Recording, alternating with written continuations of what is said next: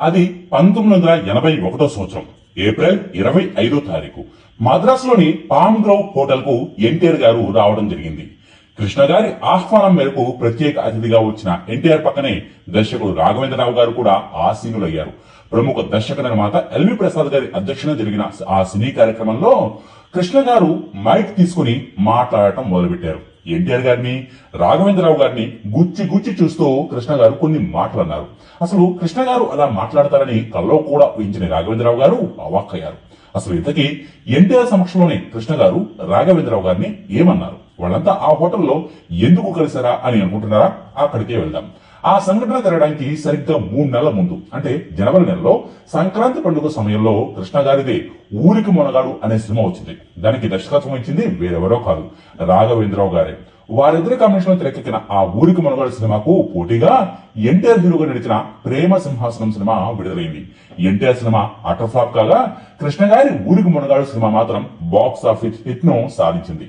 తన సినిమాకు పోటీగా వచ్చి తన సినిమాపైనే కృష్ణ గారి సినిమా విజయం సాధించినా ఎన్టీఆర్ అవేమీ మనసులో పెట్టుకోలేదు. కృష్ణ గారు పిలవడంతో ఆ సినిమా 100 రోజుల వేడుకకు ముఖ్య అతిథిగా ఎన్టీఆర్ వెళ్లారు.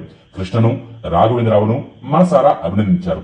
ఊరికి మొనగాడు సినిమా తెలుగు సినీ చరిత్రలో కొత్త ట్రాకులకు పునాదులు వేసింది. కామెడీ విలనిజాన్ని తెరపైకి తీసుకొచ్చింది. హీరోయిన్ శ్రీదేవి గారి తలరాతనే ఈ సినిమా సమూలంగా మార్చేసింది.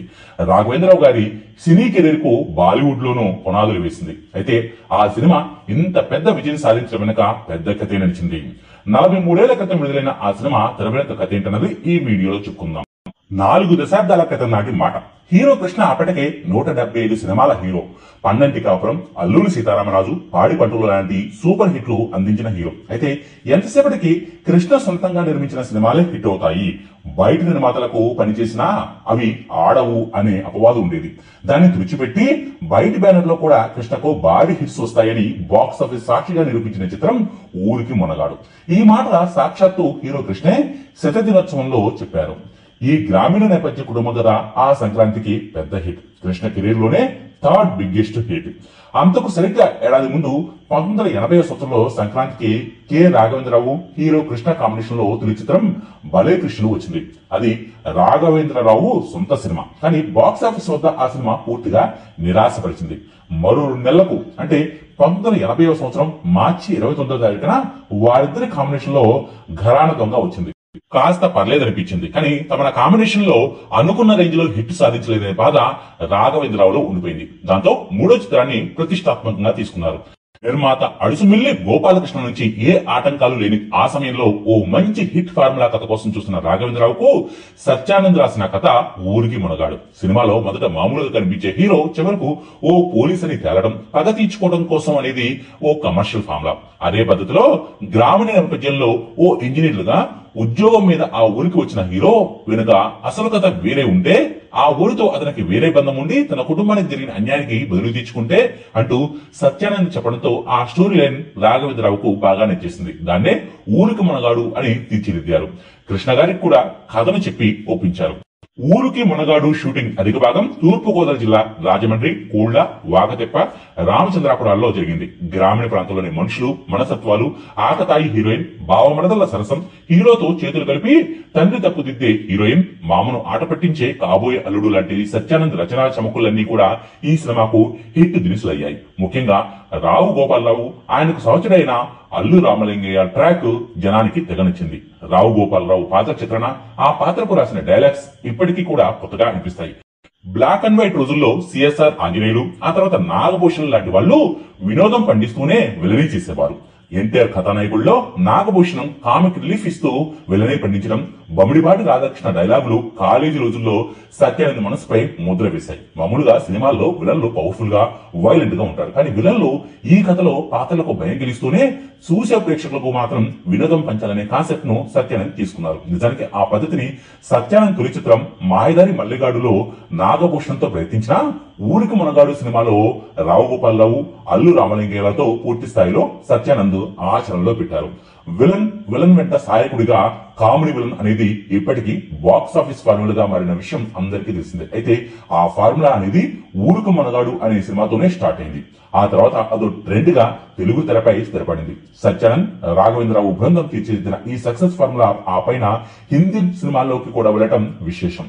రాఘవేంద్రరావు తన హిందీ చిత్రాల్లో రచిత, నటుడు ఖాదర్ ఖాన్ తో కలిసి ఆ ఫార్ములాను ఉత్తరాదిలోనూ పాపులర్ చేశారు.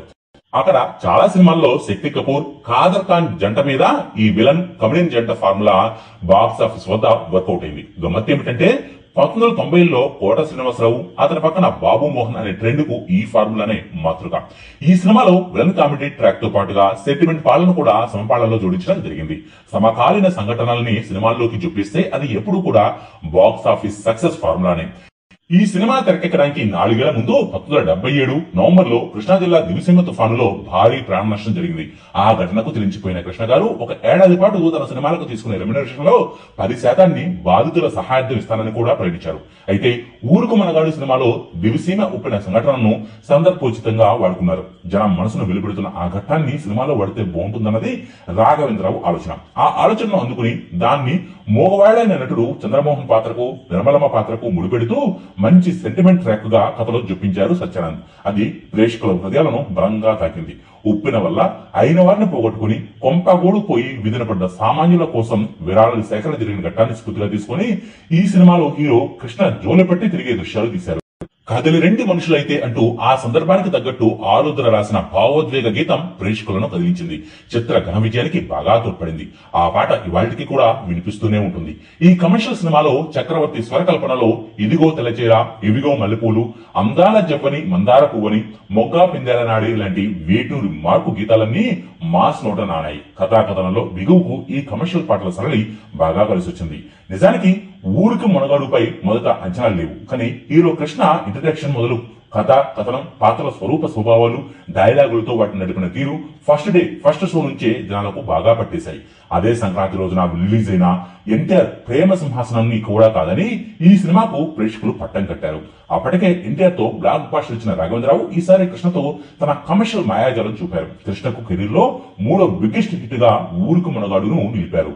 ఆ ఏడాది సంక్రాంతి సీజన్ లో తెలుగులో ఏకంగా 8 సినిమాలు వచ్చాయి. 1980 సంవత్సరం డిసెంబర్ 31న కృష్ణ గారిదే బంగారు బావ సినిమా వచ్చింది. ఆ మరుసటి రోజే జనవరి 1న అక్కినేని నాగేశ్వరరావు గారి శ్రీవారి ముచ్చట్లు సినిమా వచ్చింది. శోభన్ బాబు 12 జీవితం, జగముండి, దేవుడు మామయ్య సినిమాలు ఒకదాని తర్వాత మరొకటి రోజుల వ్యవధిలోని రిలీజ్ అవగా జనవరి 14వ తారీఖున ఎన్టీఆర్ ప్రేమ సింహాసనం రిలీజ్ అయితే జనవరి 11వ తారీఖున కృష్ణ ఊరికి మునగాడి సినిమా రిలీజ్ అయింది. కృష్ణరాజు గారి ఆడాళ్లు మీకు జోహార్లు సినిమా కూడా అదే సీజన్ లో రిలీజ్ అయింది. వీటన్నిటిలోకి కూడా ఊరుకు మునగాడు సినిమా పెద్ద హిట్. ఈ సినిమా రిలీజ్ అయి నెల తిరగగానే ఫిబ్రవరి 16వ తారీఖున Akkineni Dasari golden jubilee hit Premabhishekam సినిమా వచ్చింది. ఆ సినిమా ప్రపంచాన్ని సైతం ఊరికి మునగాడు సినిమా తట్టుకుని నిలబడగలిగింది. అయితే ఈ సినిమా పేరు విషయంలోనే కొంత కాంట్రవర్సీని ఇచ్చింది.